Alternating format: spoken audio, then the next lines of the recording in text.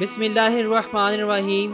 السلام علیکم دوستو، ابو البشر حضرت آدم علیہ السلام مسجود ملائکہ، آپ علیہ السلام کی وجہ سے زمین پر انسانیت کی ابتدا ہوئی۔ ایک قول کے مطابق آپ نے 1000 سال عمر پائی اور دوسرے قول کے مطابق آپ نے 960 سال عمر پائی۔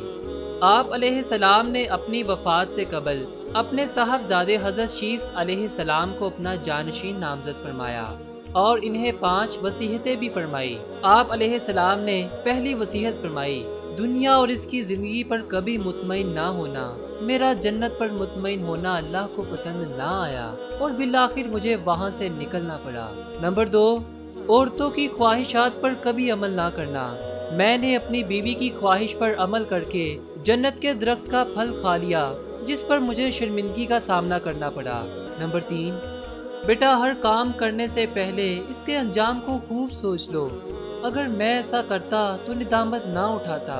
نمبر 4، جس کام سے دل میں کھٹک پیدا ہو وہ نہ کرنا، جنت کا پھل کھاتے وقت میرے دل میں کھٹک پیدا ہوئی لیکن میں نے اس کی پرواہ نہ کی۔